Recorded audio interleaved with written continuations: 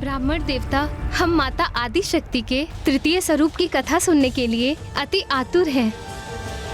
माता आदि शक्ति की तृतीय स्वरूप है माता चंद्रघंटा। माता चंद्रघंटा। माता चंद्रघंटा।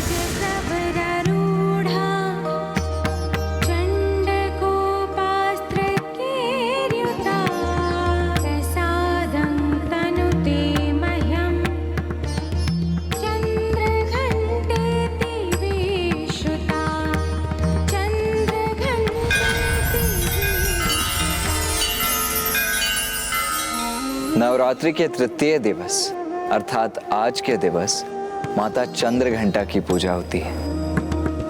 और आज के दिवस साधक का मन मणिपूरक चक्र अर्थात तृतीय चक्र में स्थित होता है।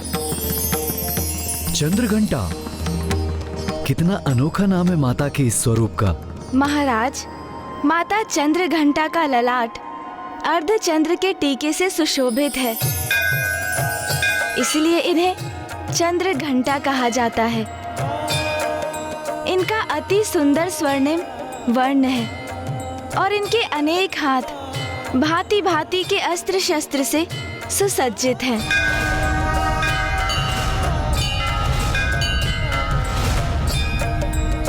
ब्राह्मण देवता, आपने हमें ये तो बता दिया कि माता के इस स्वरूप के नाम में चंद्र का समावेश क्यों हुआ, किंतु उनके नाम में घंटा शब्द के जुड़ाव का क्या अभिप्राय है? इस प्रश्न का उत्तर देने हेतु मुझे आपको माता चंद्रघंटा स्वरूप के उजागर होने की कथा सुनानी होगी। ब्राह्मण देवता, कृपया करके ये कथा सुनाइए। माता पार्वती और महादेव का विवाह संपन्न हुआ और विधि विधान के अनुसार माता पार्वती की अपने मायके से विदाई हुई।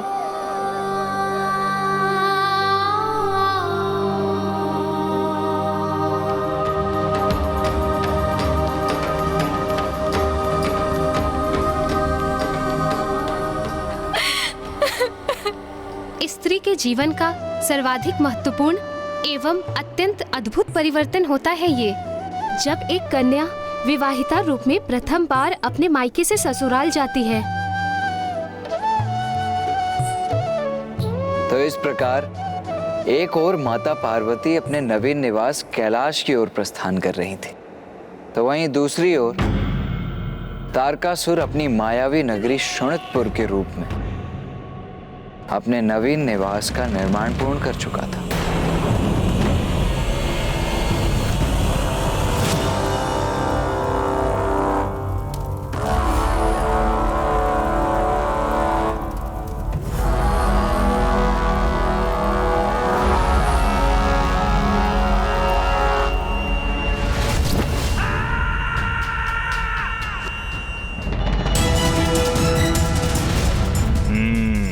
उचित है, श्रेष्ठतम है मेरा ये मायावी नगर और मेरा ये भवन, जिसकी माया किसी को भी भ्रमित कर सकती है। मेरा सिंहासन सर्वथा सुरक्षित है, कोई नहीं पहुंच सकता मुझ तक। महाराज, आपके लिए एक शुभ समाचार है। अभी नहीं अट्टासुर, बाद में बताना। आज अति आनंदित हूं मैं, क्योंकि आज मेरे शोणितपुर का निर्माण संपन्न हुआ है। इतनी कठिनाई से यह समाचार लाया हूँ और महाराज ने सुना भी नहीं। क्षमा करें महाराज, किंतु ब्रह्मदेव के वचनों से प्रभावित होकर अपने स्वर्ग का परित्याग कर दिया और उन्हीं के सुझाव से अपने सोनिकपुर का भी निर्माण किया। किंतु ये क्या आवश्यक है महाराज? मेरा अर्थ है, ये नगरी सुंदर है, उत्तम है, किंतु ऐसा क्या विशेष है इस नगरी में? कदाचित तुम्हारा विचार उचित है रात्रिसुर, किंतु अब मेरे शोणितपुर का निर्माण हो चुका है, तो फिर अब इस प्रश्न को उठाने का कोई स्थान नहीं। तो क्यों ना हम इसका आनंद उठाएं? कितना मूर्ख है असुरराज तारकासुर, स्वर्ग त्याग दिया इस व्यर्थ के छद्म भवन के लिए।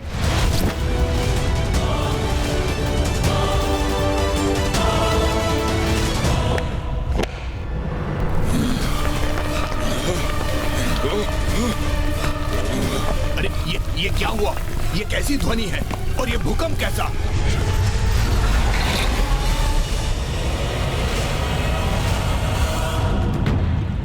मदिरा, ये तो अत्यंत अद्भुत प्रवाह है मदिरा का। आनंद आएगा अब।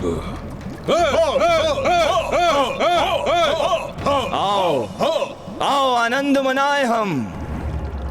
रात्रिसुर, तुम मेरे निष्ठावान सेवक हो, मेरे अति विशेष मंत्री हो, तो जाओ और जाकर मदिरा पान का आनंद लो। धन्यवाद असुरराज।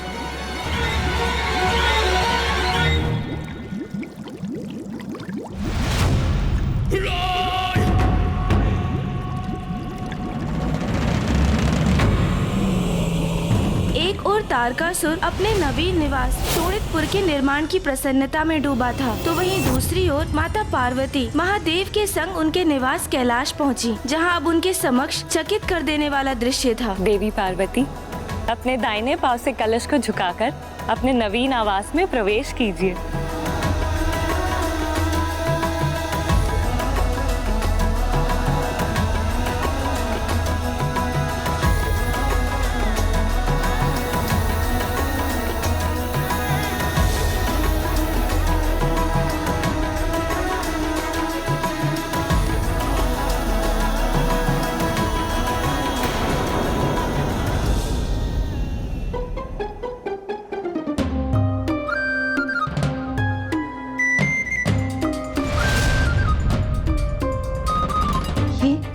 ये सब क्या?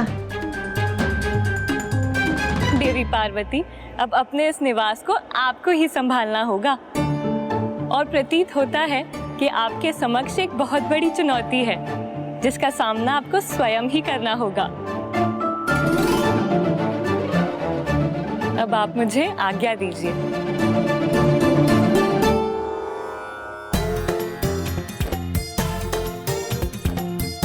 माते, माते।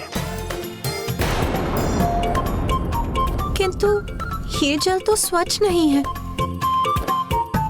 नहीं माते, पानी तो ऐसा ही देता होना चाहिए माते, दे दिए। तोतला जी, आप समझे नहीं, माता को जल नहीं चाहिए। उती तो फिर। स्वामी, मुझे ज्ञात है पार्वती, तुम यात्रा से थक गए होंगे, इसलिए अब थोड़ी देर विश्राम कर लो।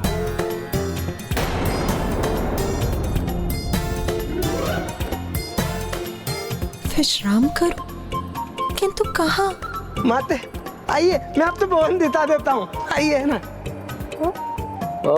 माता, तोतला जी का आशय है कि वो आपको संपूर्ण भवन दिखाना चाहते हैं। आइए। अब देखने को और शेष रह क्या गया है? देख क्या रहे हो रात्रिसुर, पियो उसे।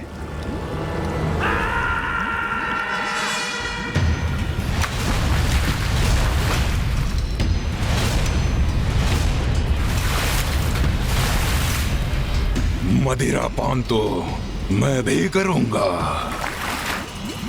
रुको अट्टासुर, अपनी बारी की प्रतीक्षा करो। कार्य सभी मैं करूं और विशेष रहे ये रात्रिसुर मदिरा पान का आनंद ले। महाराज मुझे एक तुच्छ सेवक के समान ही समझते हैं, जो बस प्रतीक्षा ही करे अपनी बारी की।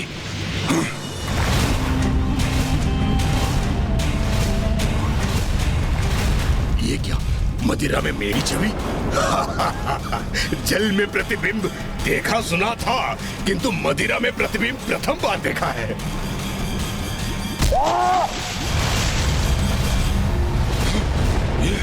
ये क्या हुआ? ये तो मदिरा में ही समाहित हो गया।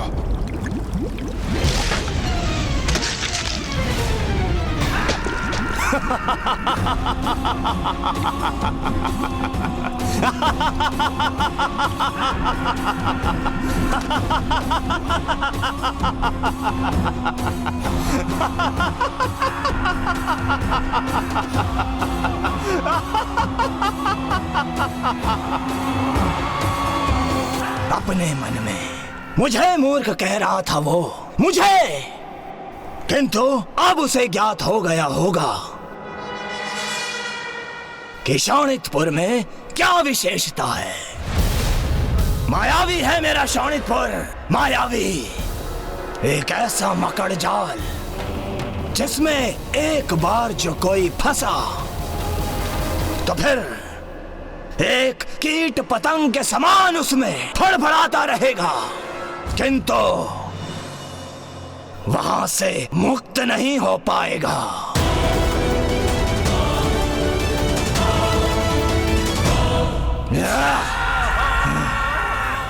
अट्टासुर, क्या समाचार देने वाले थे तुम मुझे?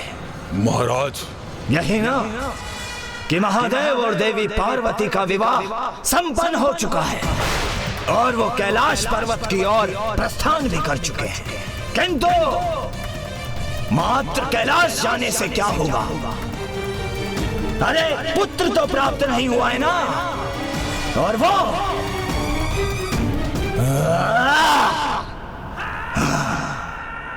मैं कदापि संभव नहीं होने दूंगा।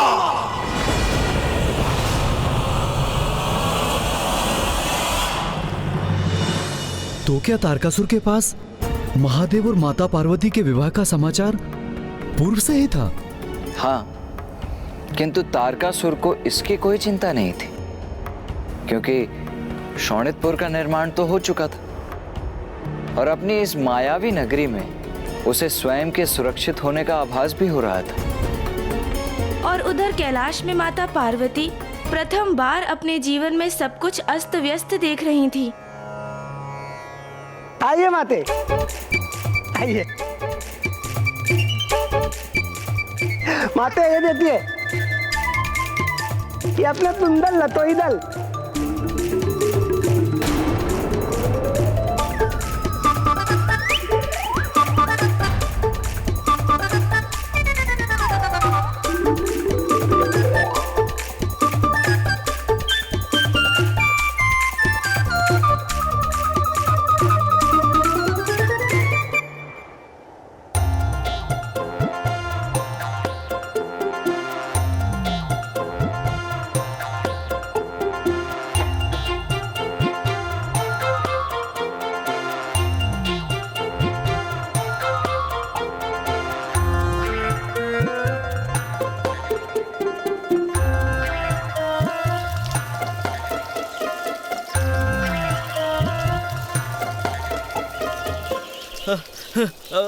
माता, आपके लिए मैं फल लाऊं? देता लदा माते।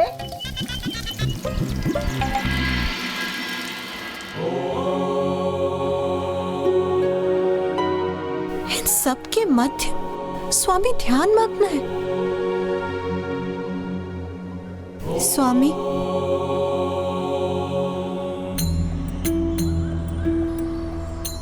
क्या हुआ उमा? स्वामी, हमारा भवन, हमारे भवन की अवस्था। क्या हुआ हमारे भवन को?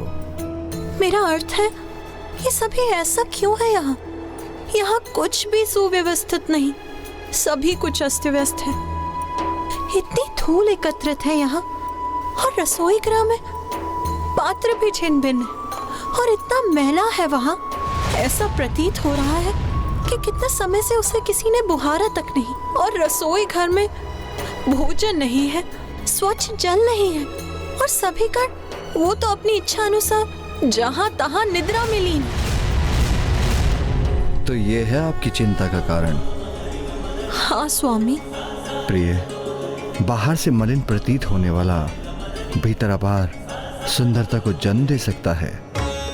कमल पुष्प भी कीचड़ में ही फलता फूलता है और खिलकर अपनी सुंदरता बिखेरता है। मैं तो व्यवस्था अव्यवस्था की विचार आभास दोनों से ऊपर हूँ, किंतु यदि आपकी चिंता यह है कि आप विश्राम कहाँ करेंगी? विश्राम, निद्रा, उसका तो विचार भी नहीं है मेरे मन में। आपने मेरी चिंता ध्यान से नहीं सुनी स्वामी।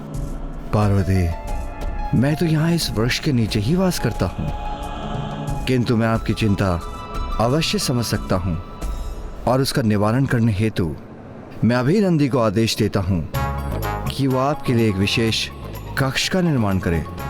और अब आप भी इन व्यर्थ के विचारों को त्यागिए उमा, और मेरे साथ यहाँ बैठकर ध्यान करने का प्रयास करिए, क्योंकि ध्यान करने से सभी चिंताएं स्वतः मिट जाती हैं।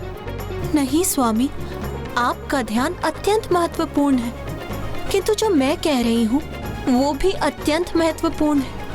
और नंदी जी जो कर सकते हैं वो मुझे ज्ञात हो चुका है, और मैं ये भी समझ चुकी हूँ अब जो कुछ भी करना है मुझे स्वयं ही करना है।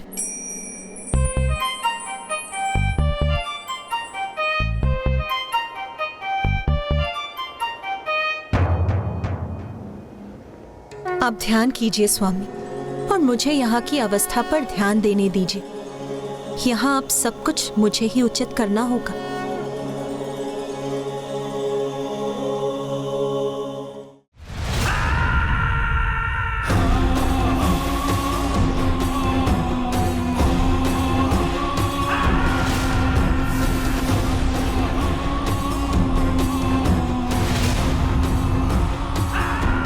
ये क्या?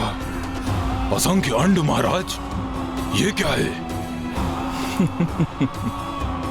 वृद्ध हो गए हो तुम मट्टासुर, इसलिए ये समझने में असमर्थ हो कि ये मेरे नवीन असुर हैं।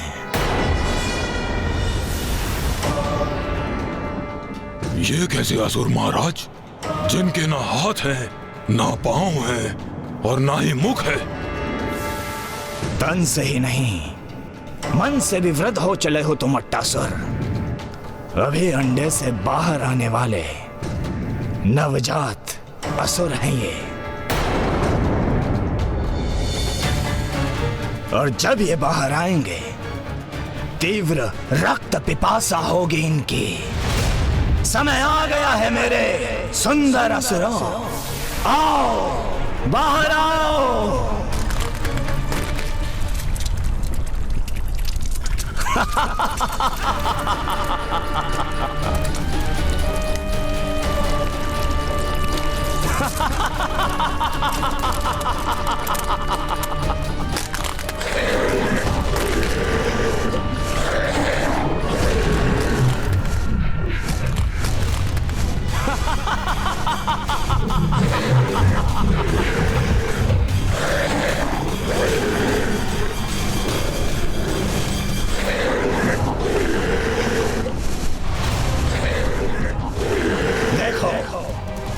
मेरे नवीन स्वामी भक्त असुर हैं ये।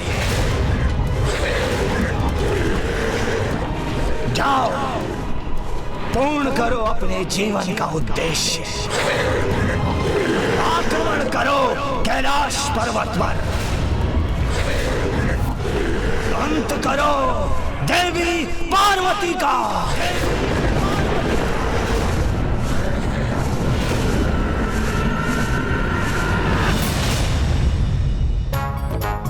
क्या स्वादिष्ट खाने के स्वप्न आ रहे हैं। अरे, स्वप्न में भी तुम्हारे स्वभाव की तुच्छता नहीं गई। स्वप्न भी देखा तो मात्र इसी का। अच्छा, तो निद्रा में भी इन्हें भोजन के ही स्वप्न आ रहे हैं। अरे वाह, इतना स्वादिष्ट भोजन।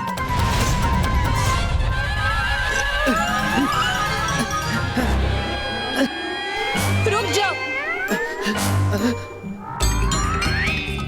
कोई आगे नहीं बढ़ेगा, कोई इस भोजन को स्पर्श नहीं करेगा। क्या हुआ माता? सब कुशल तो है ना?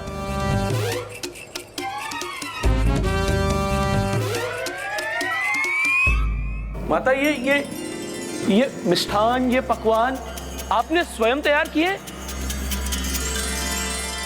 माता, सत्य कहूं तो आज के पूर्व इस रसोई गृह में ऐसा कभी भी कुछ नहीं पका, और ये तो अत्यंत सुंदर प्रतीत हो रहा है। माता, हमें बहुत भूख लगी है, ते हम ये भोजन ताले? हाँ हाँ, अवश्य करो। रुको, किंतु सर्वप्रथम स्नान करो। उसके बाद इस संपूर्ण स्थान को बुहारो। फिर हम सभी एक स्वच्छ स्थान पर शिवलिंग की स्थापना करेंगे।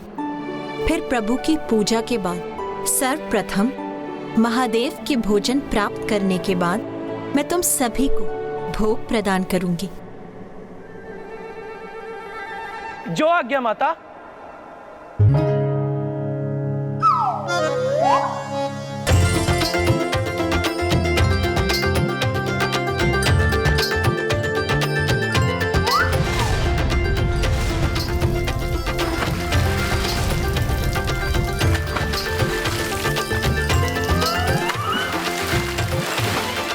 यदि मैंने इन गढ़ों को अपना कार्य संपन्न करने की प्रतीक्षा की तो कदाचित मुझे अनंत काल तक ही प्रतीक्षा करनी होगी।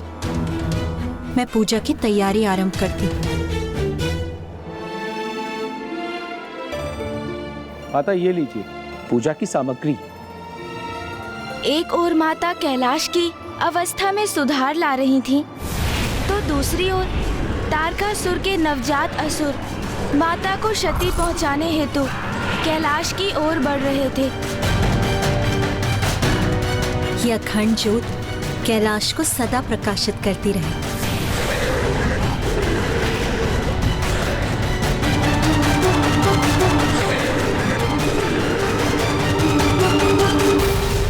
तो क्या तारकासुर के वे नवजात असुर माता को क्षति पहुंचाने में सफल हो गए थे ब्राह्मण देवता?